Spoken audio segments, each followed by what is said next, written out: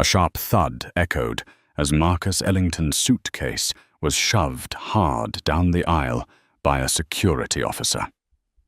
The entire first-class cabin fell silent.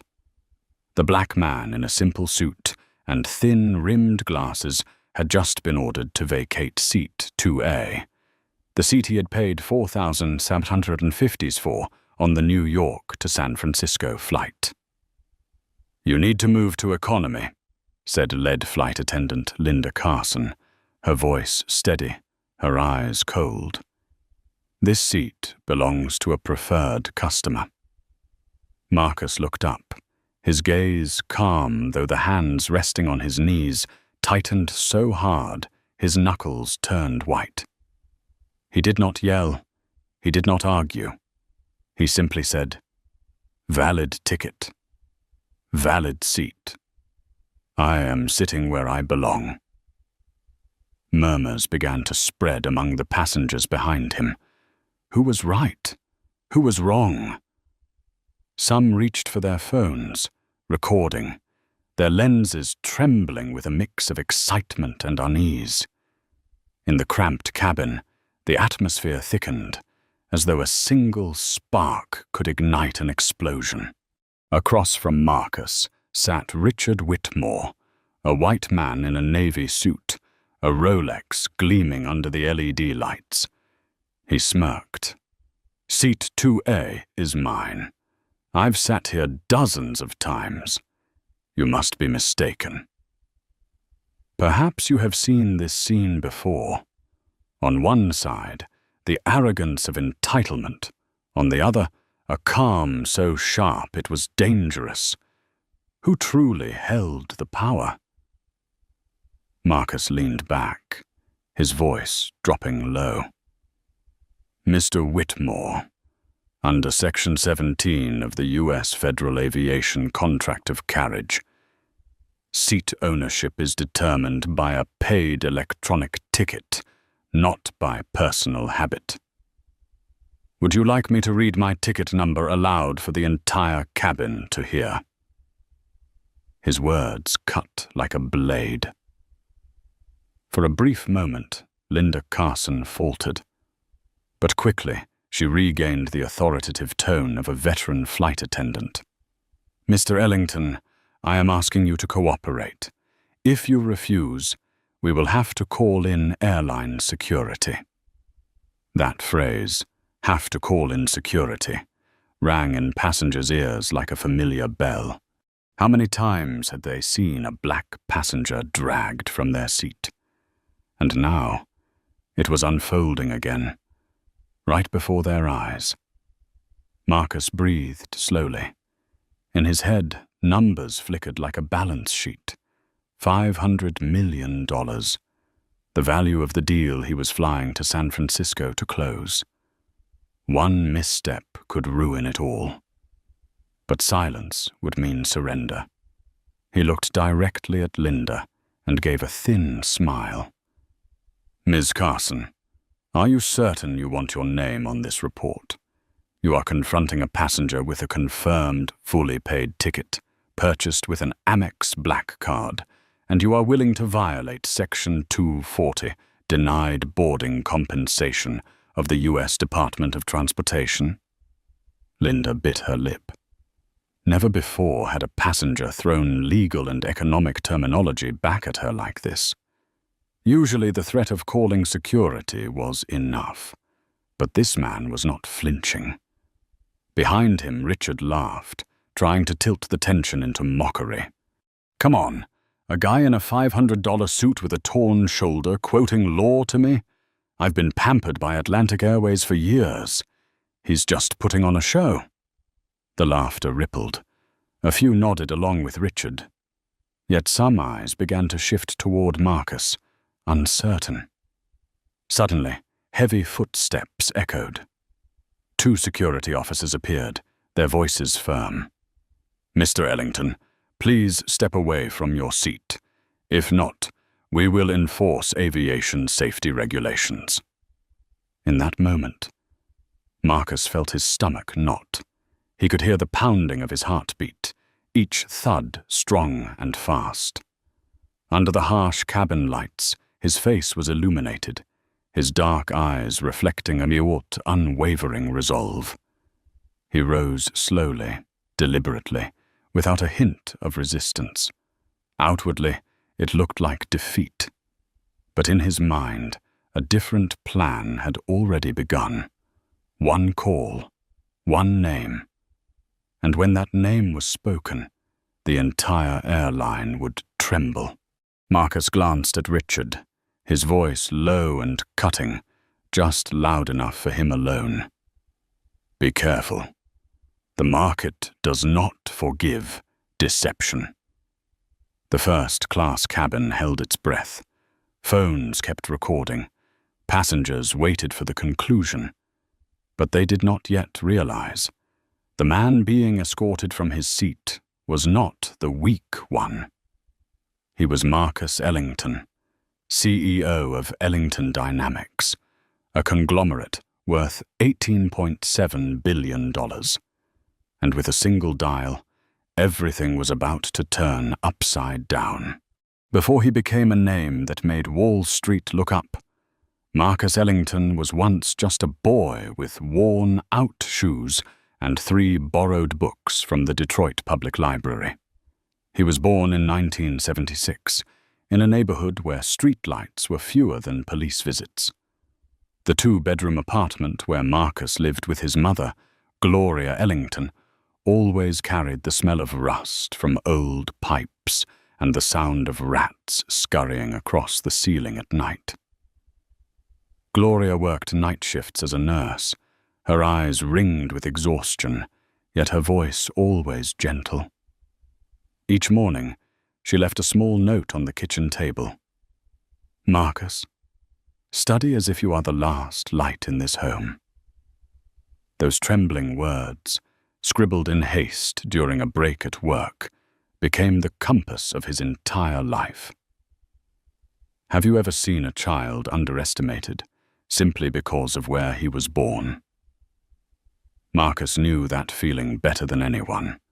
In elementary school, when the teacher asked the children about their dreams, hands shot up. Doctor, police officer, athlete. When his turn came, Marcus said, I want to become the owner of a bank. The class burst into laughter. A black boy in a faded shirt, daring to dream of wealth and power. But in his eyes, there was not a trace of doubt. At 14, Marcus worked washing windows at a convenience store. The cold bit into his skin, his hands numb, but he always kept a math book tucked inside his coat pocket. As he wiped each frosted pane of glass, he whispered differential formulas to himself. Knowledge is the first share I have to buy, he told himself. A full scholarship carried Marcus to MIT. There, he learned not only engineering and economics, but also how to face the weight of skeptical eyes. On his first day in class, a white student blurted out, Maybe you're in the wrong room. Marcus smiled, sat down, and by the final exam, it was he who earned the highest grade. After graduation, he worked at a small investment fund. But within 3 years, Marcus realized, as long as someone else holds the keys, I will always be a guest. He walked away from a 6-figure salary, returned to his mother's apartment, and started a company with nothing but an old laptop and a first contract worth $25,000. That was the beginning of Ellington Dynamics. The company started with real estate data analytics, then expanded into AI technology for finance. Within 10 years, Ellington Dynamics became a multi-billion-dollar corporation spanning 3 continents. But success was not only measured in numbers. Marcus never forgot his mother's words. Power does not lie in ownership, but in changing the way others are treated. That is why he built an internal policy where 70% of employees were recruited from economically disadvantaged areas. To the media, Marcus Ellington was the black giant of Wall Street. But to himself, his past was etched like a scar. The times a store guard tailed him down the aisles, the times his credit card application was denied despite a perfect score, dismissed only because of perceived risk. Once, in the early days of his startup, Marcus was stopped in the lobby of a hotel. The guard barked, "The conference rooms on the 15th floor are for VIP guests only." Marcus held out his card, a cold smile on his lips. "Good, because I am the one paying for the entire 15th floor today." In that moment, he realized a bitter truth. People were not doubting his abilities. They were doubting his presence. And he swore to turn every humiliation into leverage for power. Now, at 47, Marcus was no longer the boy washing windows. He was the man in seat 2A with a $500 million deal waiting in San Francisco. But when Linda Carson and Richard Whitmore stood there, denying his rightful seat, every memory of Detroit, of MIT, of his mother's old apartment, surged back like a storm. They were not just blocking him from a chair. They were replaying a history he had fought so hard to escape. And this time, history would not repeat itself quietly.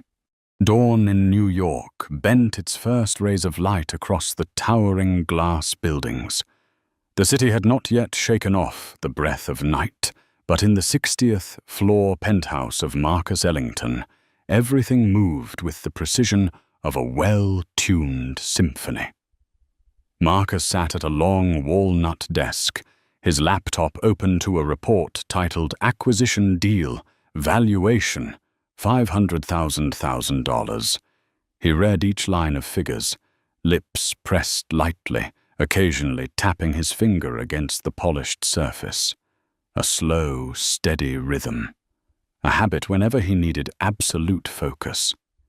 Beside him, a cup of Ethiopian coffee still steamed, untouched. Instead, his eyes lingered on a framed photograph, his mother Gloria, her gentle smile, her hand resting on the shoulder of a young Marcus. "Today, Mom," he murmured, $500 million, and more than that, your faith in me." The phone rang. On the screen appeared the name Rachel Kim, his 32-year-old executive assistant, the one who always stood beside him during crucial deals. "The schedule is clear, Marcus." Rachel's voice was crisp. "The San Francisco team is ready to sign. The lawyers have reviewed every clause. No loopholes." Marcus nodded. "Good. Make sure Clause 12.4 on minority share control remains intact. That's the final key." He ended the call, slipped on a charcoal overcoat. The elevator carried him down to the lobby. When the doors opened, his driver was waiting. The black Mercedes S-Class pulled away from the curb, morning light glinting off the tinted windows. Inside, Marcus opened his leather bag and took out a small notebook. Not a report, not a contract, but personal notes. Every financial decision carries a story. Understand the story, and you will understand the person. Perhaps that was why Marcus was often called the storyteller of numbers. He did not simply see balance sheets. He saw the sweat of workers, the dreams of startups, the hunger of young founders. JFK Airport gleamed bright, streams of people flowing like metallic waves beneath fluorescent lights. As Marcus stepped out of the car, a few eyes flickered toward him. A man in an unbranded suit, modest leather shoes, Nothing flashy. They had no idea this man controlled a fortune worth over $18.7 billion. At the first-class check in counter, the attendant bowed slightly. "Good morning, Mr. Ellington. Seat 2A is ready. Here is your boarding pass." Marcus accepted the ticket with a slight nod. Movements precise, never showy. Passing through security, he caught the lingering glance of a T officer. It wasn't the first time.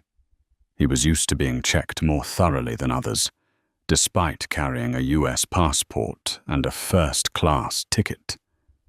But today, Marcus remained silent. He knew all his energy needed to be reserved for San Francisco. In the first-class lounge, Marcus opened his laptop and joined a video call with his legal team. Bright faces appeared on the screen, greeting him. "Marcus, we compared the valuation with 3 audit firms. The figure stands strong. All that remains is the signature." He smiled faintly, his voice steady. "When we sign, remember this is not just a contract. It is a declaration. Ellington Dynamics does not merely exist. We lead." A chime echoed through the lounge. "Atlantic Airways Flight 762 to San Francisco. Boarding now." Marcus closed his laptop, inhaled deeply. He rose, shoulders square, walking with the confidence of a man who had prepared his whole life for this moment.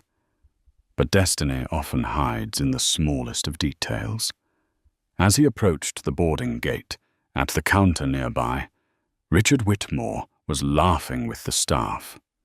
A man long accustomed to being called a preferred guest, to having the system bow at the mention of his name. And in just a few minutes, he would ignite a chain of events that would shake Atlantic Airways to its core. Marcus did not know. Or perhaps, more truthfully, he was simply too familiar with being underestimated. What he could not foresee was that this time, the underestimation would be witnessed by the entire world under the glow of millions of phone screens.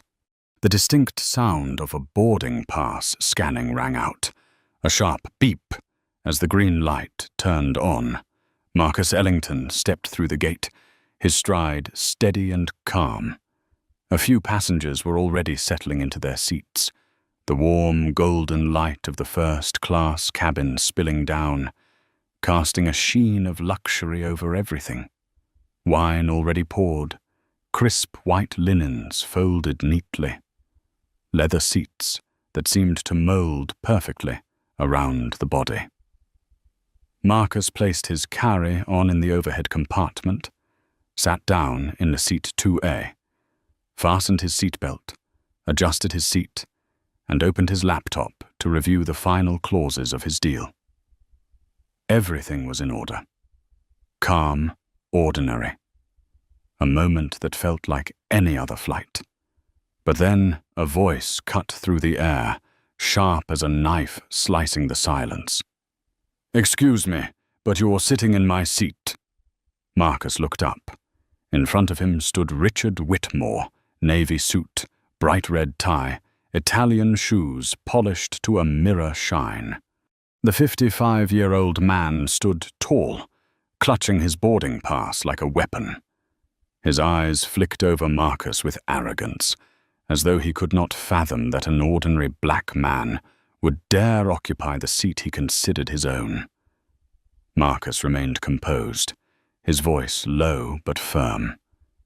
"This is my ticket. Seat 2A. You're free to check." Richard chuckled softly, a condescending laugh that rippled through the cabin. "I've flown this route dozens of times. This has always been my seat. Clearly there's been a mistake. You should step aside." A murmur spread through the cabin. Curious eyes turned their way. A young couple whispered, "God, is this another incident?" A businessman quietly raised his phone, recording. The air grew heavy, tense as a drawn bowstring. Marcus arched a brow, pulled the boarding pass from his pocket, and laid it on the tray table before Richard. The number was clear. Seat 2A. His words came slowly, each syllable hammered down like iron. There is no mistake. There is. The transport contract is binding. The ticket is paid for. Just as Richard prepared to retort, Linda Carson, the head flight attendant, approached. Her hair was neatly tied back, uniform sharp, voice professional, though her eyes betrayed something colder. "Is there a problem here, gentlemen?" Richard immediately raised his voice, the tone of a man used to being obeyed. "This man is sitting in my seat. I booked it." Linda turned to Marcus, her gaze assessing. "Sir, may I see your boarding pass?" Marcus handed it over. She glanced at it, her brows faintly tightening. Yet instead of affirming his right to the seat, she lowered her voice and said, "Mr. Ellington, we'd like to keep this flight running smoothly. Perhaps you might consider moving down to economy to avoid any disruption." In that instant, the vein at Marcus's temple pulsed violently. The hum of the engines blended with the tight-held breaths of the passengers around him. He drew in a slow breath, forcing his tone to remain measured. "Ms. Carson, my ticket is for first class. I will sit in the seat I paid for. You should enforce the regulations, not cater to someone's personal habits." The cabin fell into a heavy silence. Richard broke it with booming laughter, rich with the satisfaction of someone who believed he had already won. "See? He's just trying to act important. Look at that suit, probably bought from an outlet clearance rack. He doesn't belong here." A few chuckles followed, shallow and complicit. But there were other eyes, too, uneasy, ashamed, and quietly furious at what they were witnessing. An elderly woman whispered to her neighbor, "Why don't they look at the ticket instead of his skin?" Linda tried to maintain her professional tone. "Mr. Whitmore, allow me to verify the information." But Richard cut her off, voice edged with disdain. "No need. I know this is my seat. I'm a loyal guest of Atlantic Airways. I won't let some outsider disrupt that." Marcus was silent for a few beats. Then he closed his laptop, leaned slightly toward Richard, and his voice came out low, hard as steel. "Mr. Whitmore, seat assignments are not based on loyalty perks. They are based on boarding passes and federal aviation law. And you are wrong." His words made several passengers suck in a sharp breath. Linda flinched slightly, yet instead of defending the rightful customer, she gestured discreetly to a colleague. A young male attendant stepped forward, whispering, "If he refuses to move, we'll just call security." Marcus heard every word. His chest tightened. He knew exactly what was about to unfold. And in that brief moment, he scanned the cabin. The faces, the cameras recording, the silent witnesses. He understood. This was no longer about a seat. This was about who was allowed to exist in this space of privilege. His thoughts hardened. If they want to force me out, they will pay dearly. The market does not forgive this kind of mistake. The intercom crackled to life, announcing that boarding was complete. But in seat 2A, the storm had only just begun. The first-class cabin sank into silence like a stage before a storm. The air was heavy. The golden lights suddenly felt colder. Linda Carson pressed the emergency button, her voice hard and low. "We need security assistance at 2A. A wave of murmurs spread. Passengers whispered, phones were raised, small cameras, but with the power to shake an entire airline. Marcus Ellington sat upright, his hands clasped together. His heart pounded fast, yet his face remained unnervingly calm. In his mind, memories surged back, the times he had been sold into service, shadowed by security guards, politely told, "Maybe you should go somewhere else." But this time, it was unfolding in front of dozens of witnesses and millions more who would watch the recording. The cabin door opened. 2 security officers entered. Daniel Brooks, 38, stepped forward, tall and broad-shouldered, his voice firm. "Sir, we've been instructed to remove you from your seat." Marcus did not move. His voice dropped, sharp as steel. "Mr. Brooks, are you aware that I hold a valid boarding pass for this seat? Do you understand that if you lay a hand on me, you are violating Section 41712 of the Federal Aviation Act, which prohibits discriminatory practices in air transportation?" Daniel faltered, but Linda cut in, her voice overriding. "He's causing a disturbance. For the safety of this flight, please leave your seat immediately." Richard Whitmore folded his arms, leaning back with a smirk of triumph. "That's right. Get him out of here. People like him don't belong in first class." A few chuckles followed, but then a voice rose from row 3. "Wait a second. He has a ticket. I saw the boarding pass. Seat 2A. A young woman held up her phone, recording close to the ticket on the tray. Linda tried to block her, but the image was already captured. Marcus stared straight into the camera. He knew every movement would become evidence. Slowly, he stood, his eyes locked on Linda. "Carson, remember this. Every decision you make today will appear in the legal record, and the law does not favor bias." Daniel placed a hand on Marcus's elbow, pressing gently. "I'm sorry, sir, but we have to do our job." The murmurs swelled louder. A white man in seat 1A muttered under his breath, "Shameful. It's 2023 and this is still happening?" Marcus was led down the aisle. The cabin lights glinted across his face, not defeat, but dangerous restraint.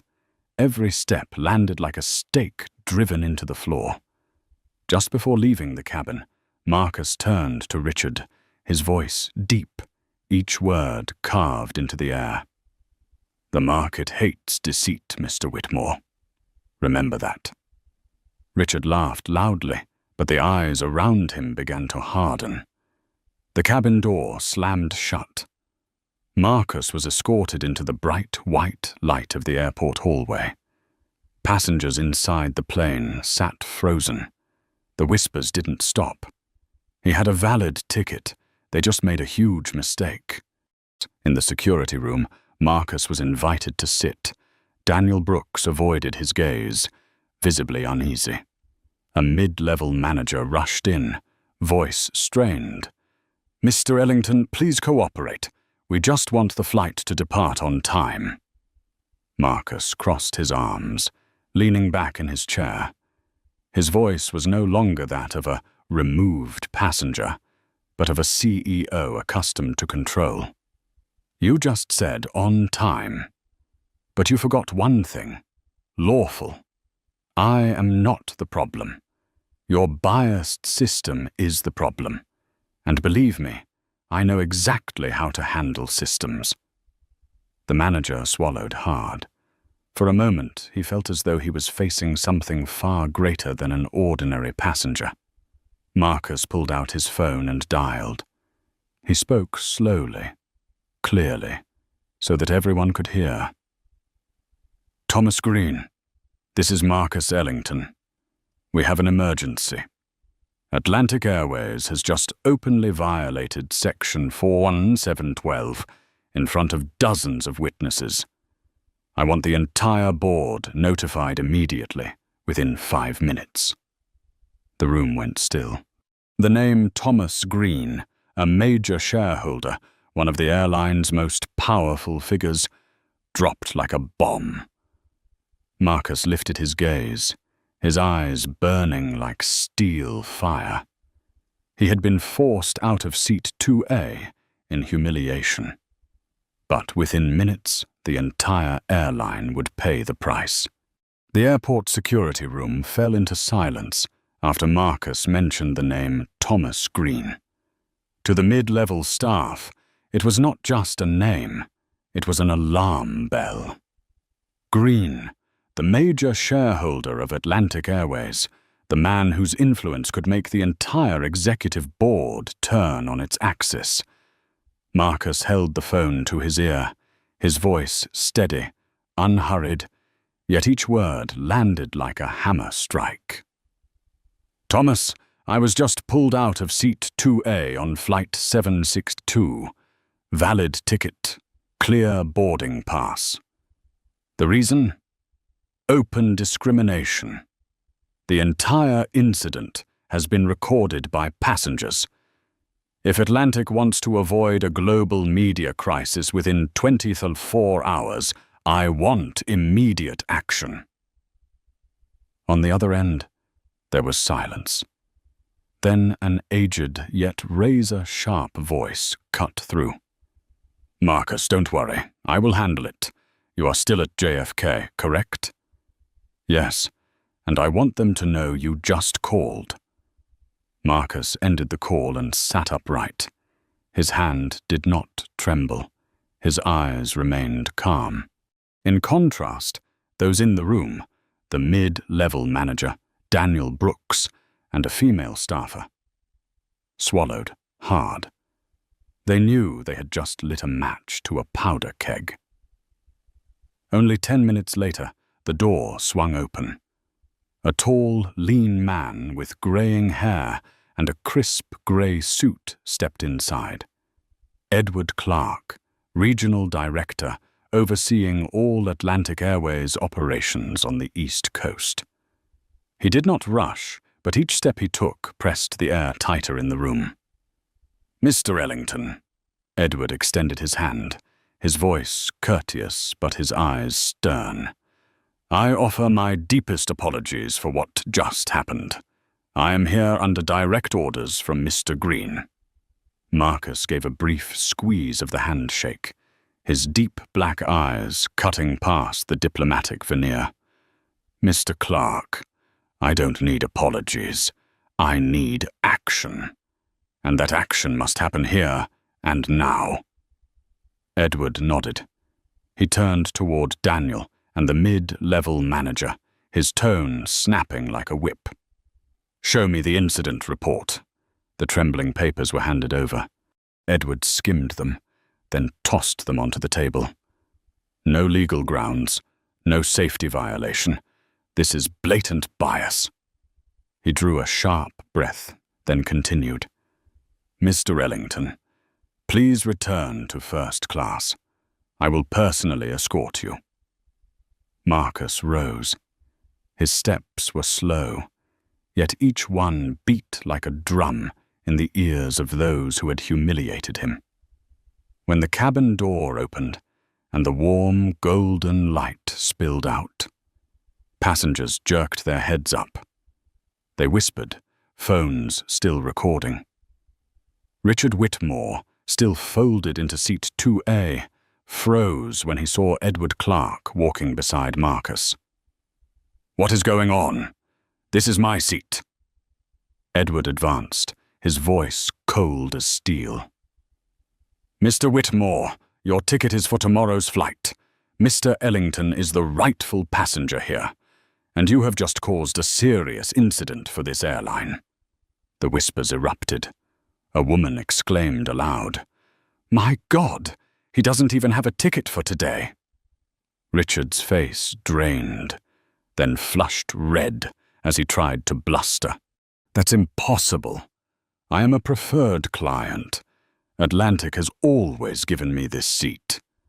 Marcus cut him off, his voice low and firm, carrying across the cabin. "In business, Mr. Whitmore, we call that misrepresentation. And misrepresentation, sooner or later, goes bankrupt." The cabin buzzed with sharp whispers. Some passengers even began clapping softly. Phones remained trained on Marcus, capturing the moment of stunning reversal. Edward signaled to the lead flight attendant, Linda Carson, and her two colleagues, Meredith Hayes and Jason Hill. "The three of you, out, immediately. You are suspended from duty as of this moment." Linda went pale, her lips trembling. "But we were just following procedure," Edward cut her off, his voice like a blade. "What procedure allows you to eject a valid passenger based on personal prejudice? Atlantic Airways has no such procedure. Out!" In that instant, Linda seemed to collapse. From a position of authority in the cabin, she was now reduced to someone being marched out under the cold eyes of passengers. Jason lowered his head, Meredith's tears flowed, while Richard sat frozen, his face burning crimson. Marcus quietly settled back into seat 2A. He fastened his seatbelt, opened his laptop, and resumed reviewing his contract as though nothing had happened. Yet the eyes of the passengers never left him, the man who had transformed from the humiliated victim to the epicenter of power. A man in seat 3B leaned toward his wife, whispering, "Who is he? Who is he really?" The answer was about to shock them even more. The engines roared steadily, but in the first-class cabin, no one paid attention to the sound of the machines. Every eye was fixed on the man who had just reclaimed seat 2A, calmly opening his laptop as if he had never been dragged from the cabin. Richard Whitmore was the opposite. He sat frozen, his hand trembling as it clutched the boarding pass for tomorrow's flight. The arrogance on his face had vanished, replaced by fear. A passenger whispered, "Who is he?" to make the regional director come in person. Another replied, "He must be a politician, or some billionaire." Marcus did not look up. He typed a few lines of email, his voice calm, almost as if speaking to himself, yet loud enough for the entire cabin to hear. "How interesting. A single first-class seat can expose an entire system. One passenger being cast out can become an ethical test for the entire airline industry." Edward Clark, standing nearby, regarded Marcus with caution. He knew this man carried immense power, though he had not yet grasped the full scope of it. Linda Carson, held at the cabin door, still tried to defend herself. "We didn't mean any harm. We just wanted to maintain order." Marcus looked up, his gaze cutting through Linda, cold but not loud. "Ms. Carson, order cannot be built on injustice. I was sitting quietly with a valid ticket. It was you, and the system you believed in, that turned me into a disturbance, simply because I did not resemble the people you are used to serving." The cabin fell utterly silent. Those filming with their phones seemed to hold their breath. This was no longer just a dispute over a seat. It was a public indictment. Marcus slowly closed his laptop.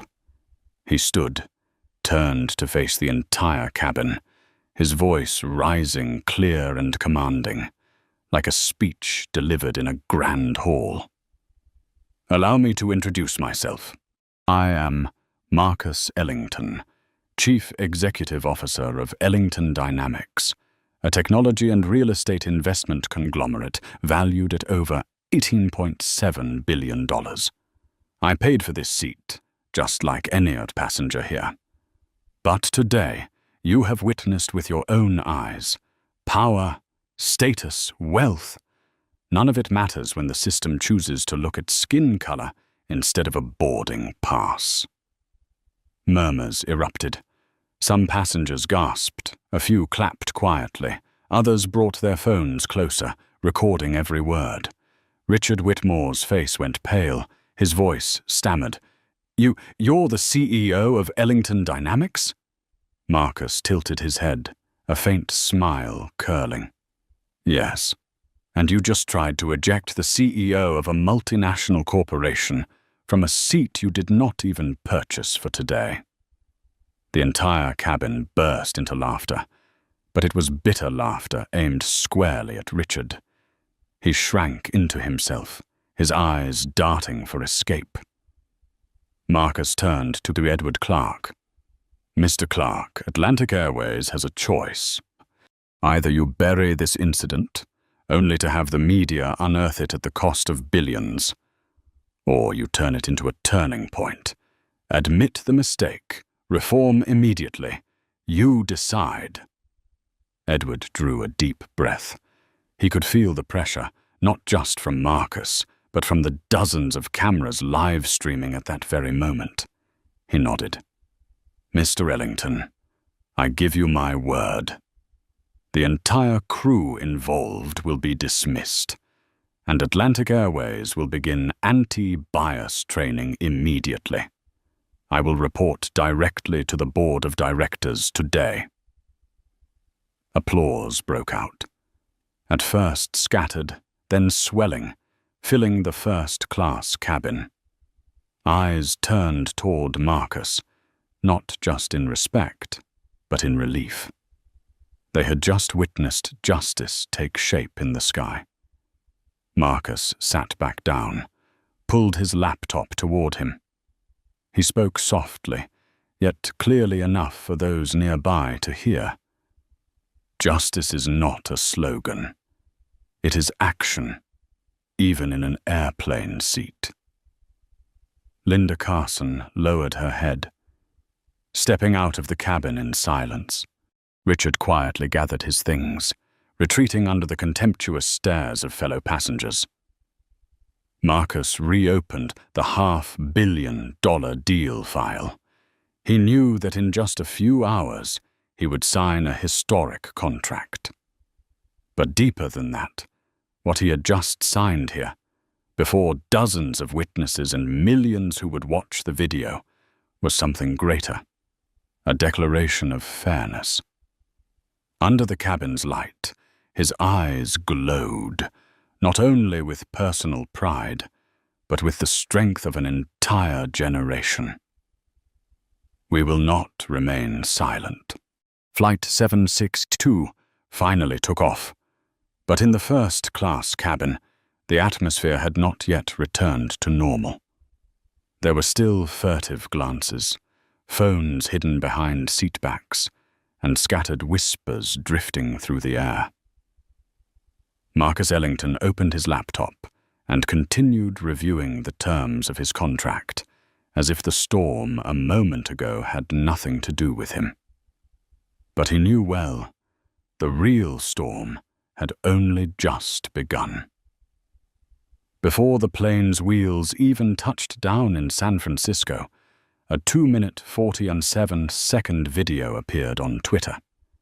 It was posted by a young passenger seated in row 3. The caption was brief. Black CEO dragged from first-class seat because a white regular wanted it. Watch what happened next. Within an hour, the video passed 2 million views. Hashtags surged across the platform. #Who owns Seat 2A? #Justice at 30,000 feet. #Ellington v. Atlantic. Facebook, TikTok, and Instagram exploded. One comment read, I went through the exact same thing. But no one believed me. Thank you, Marcus Ellington, for refusing to stay silent. On the other side, skeptics sneered. He probably used this to PR his company. Rich people are always performing. But the tide of support was overwhelming. People shared the clip with outrage, empathy, or simple shock at seeing the CEO of a multi-billion-dollar conglomerate treated like someone unworthy of seat 2A. The next morning, major newspapers ran the story. The New York Times led with the headline, "Atlantic Airways Incident, When Skin Color Outweighs a Boarding Pass." Forbes published an analysis, Marcus Ellington, From Victim of Discrimination to New Symbol of Corporate Justice. CNN opened its live broadcast by replaying the video. The anchor concluded, "The question is no longer who was right or wrong on that flight, but how much longer before corporations finally end deeply rooted bias." Atlantic Airways stock plummeted, falling 12% in a single trading session. Billions in market value vanished. The board of directors convened an emergency overnight meeting. In Detroit, inside the old apartment where Gloria Ellington still lived, the worn television played the news. She quietly wiped her tears as she watched her son on the screen. The boy once mocked for dreaming of owning a bank now stood before the world, turning personal humiliation into a wake-up call for society. At universities, law and economics students shared the clip as a living case study. This isn't just law in textbooks, this is law in real life. Meanwhile, at the offices of Ellington Dynamics, employees crowded around a large screen, both proud and tense. One assistant exclaimed, "He's not just defending his rights, he's starting a battle to change an entire industry." Yet not everyone approved. Some conservative groups openly criticized Marcus. If he really wanted equality, why flaunt being a billionaire CEO? An anonymous post on a far-right blog spread quickly. "This is just a PR stunt for more power." Marcus read it all. He did not grow angry. He understood. Every revolution has its opponents. What mattered was that the majority had seen the truth. That afternoon, Marcus's phone buzzed. Edward Clark's voice came urgently through the line. "Mr. Ellington, the Atlantic Board wants to meet you. They are prepared to invite you to serve as an advisor on diversity and equity policy. They are even proposing an honorary chairman seat on the board." Marcus closed his eyes and drew a deep breath. He remembered the moment he was dragged from seat 2A, the sting of humiliation, the curious stares, the sneer of Richard. All of it had now transformed into fuel for something larger, the chance to change from within. He answered slowly, "Edward, I don't need honor. I need commitment. If Atlantic Airways truly wants to survive, you must prove that fairness is not just a slogan in a brochure, but a matter of survival policy." The media continued to swarm. Hour by hour, minute by minute, the video spread further. Other airlines began issuing internal memos, instructing staff to strictly avoid any biased treatment of passengers. Market analysts dubbed it the Seat 2A effect. One commentator wrote, "Just one seat, but it forced the entire airline industry to re-examine itself." In his San Francisco hotel room, Marcus sat alone. His laptop glowed with the $500 million contract on the screen. But his eyes were not on the numbers. He stared into the distance, hearing in his memory his mother's words. "Study as if you are the last light in this house." Today, that light no longer shone only in the small apartment in Detroit. It burned in the hearts of millions watching a viral video. Marcus whispered softly, "Fairness at last has found its seat."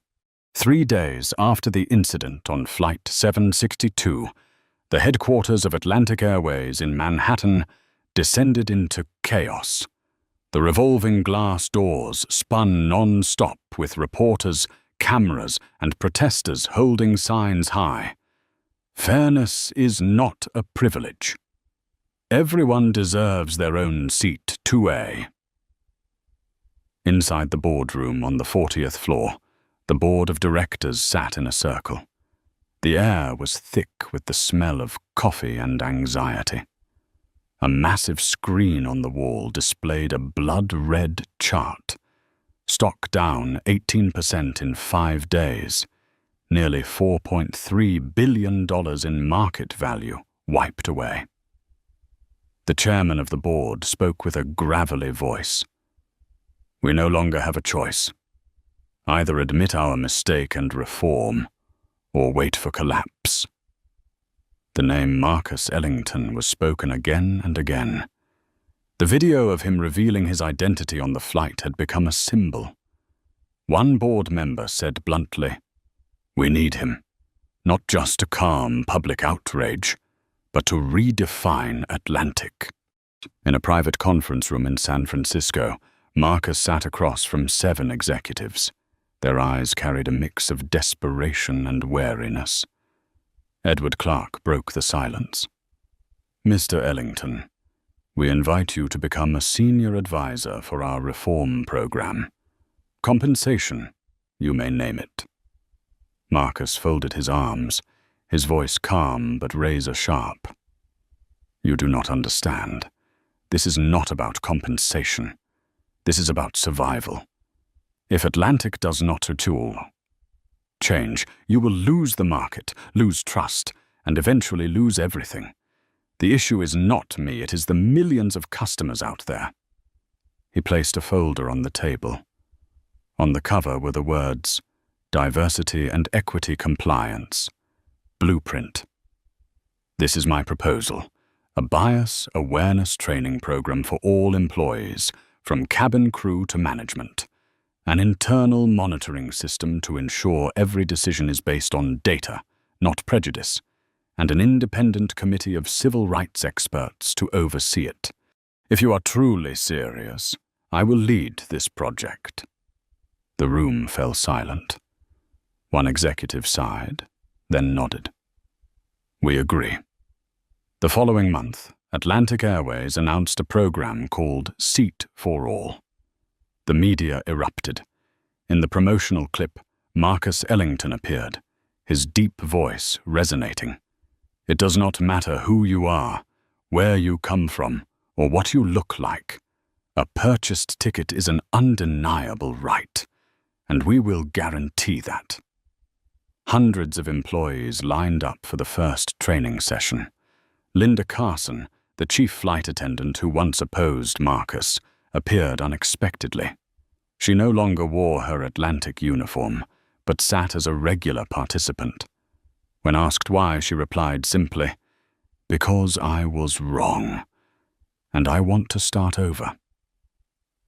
Within just 6 months, an independent report showed 95% of Atlantic Airways passengers felt the service was fairer than before.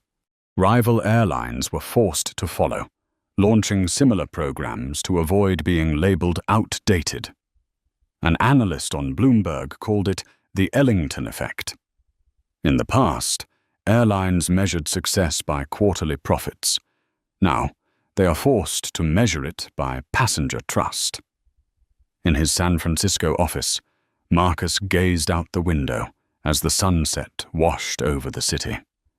His assistant Rachel Kim entered with a new report.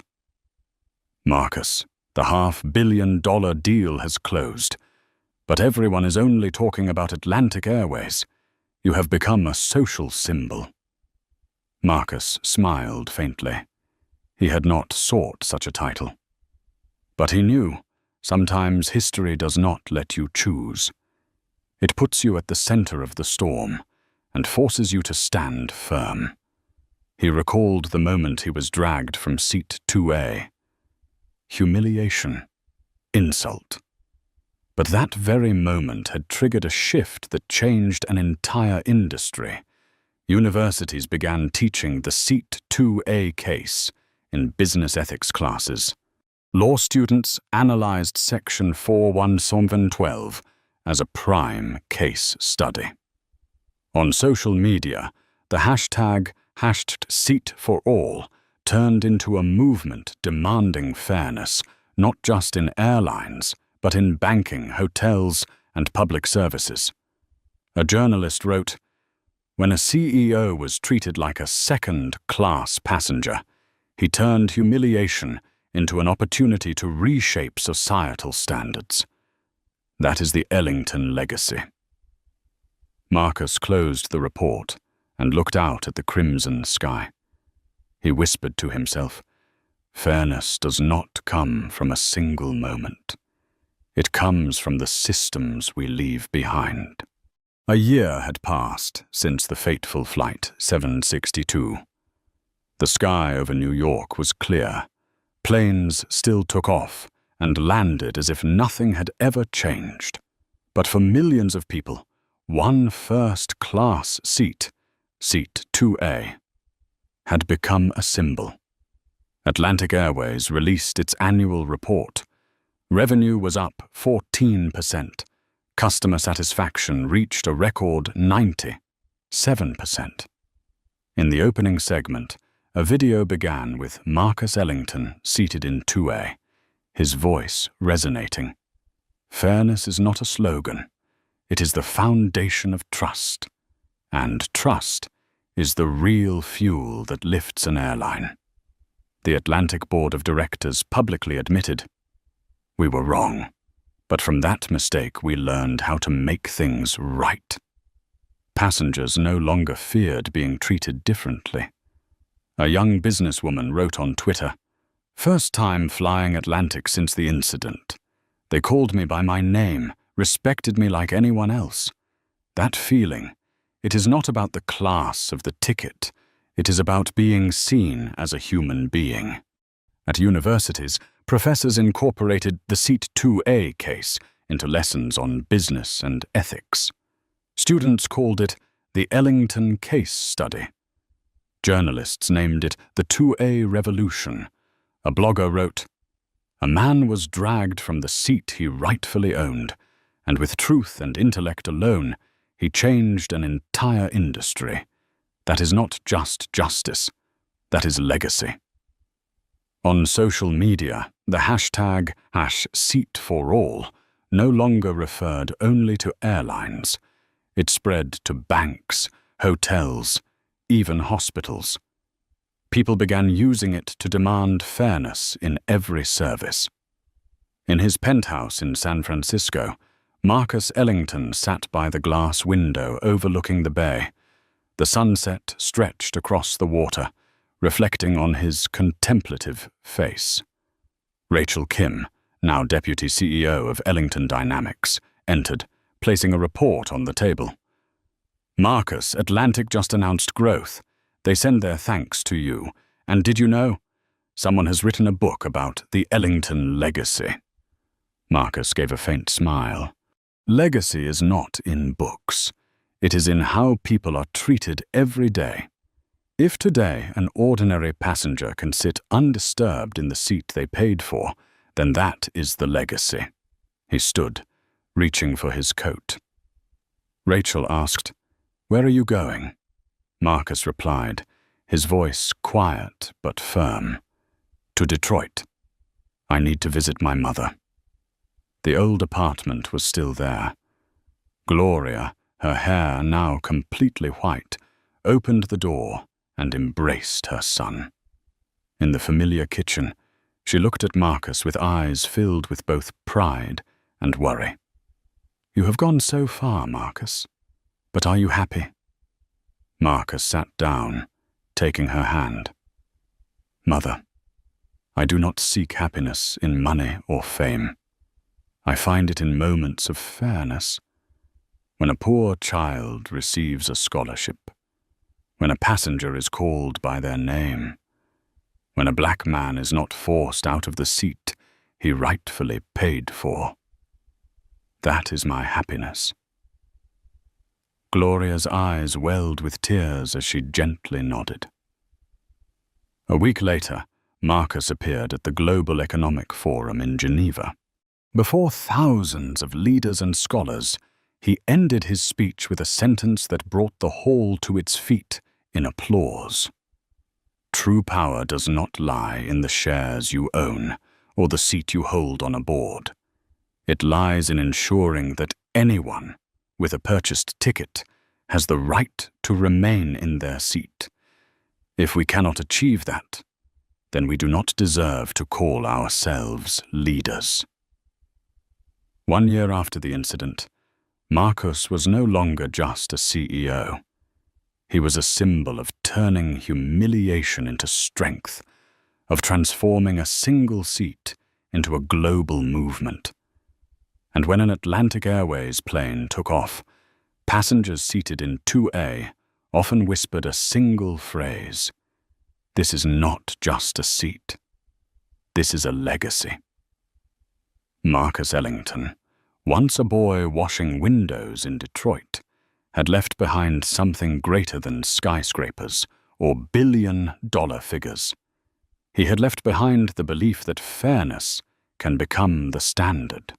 In the world of business and service, people often speak of market share, profits, or power seats in the boardroom. But the story of Marcus Ellington has shown us this: true power does not lie in the highest chair of a corporation, but in ensuring that anyone can remain seated in the place they have paid for. Seat 2A is not just a seat on a plane. It became a symbol, a moral test for the entire airline industry and beyond, for society as a whole. When a single seat can ignite a global conversation about fairness, that is when we realize change does not always begin with grand resolutions, but with the courage to say no to injustice. Marcus Ellington turned personal humiliation into the catalyst for systemic reform. And the legacy he left behind is not measured in billions, but in the belief that fairness can become the standard if we have the resolve to pursue it to the end. If you believe that everyone deserves their own seat 2A, press like to spread this message. Do not forget to subscribe for more dramatic and inspiring stories. And leave a comment with just 2 words: seat fair, to affirm that you too stand on the side of fairness. Because in the end, the world is not measured by the seats reserved for the privileged, but by how we protect the seat for everyone.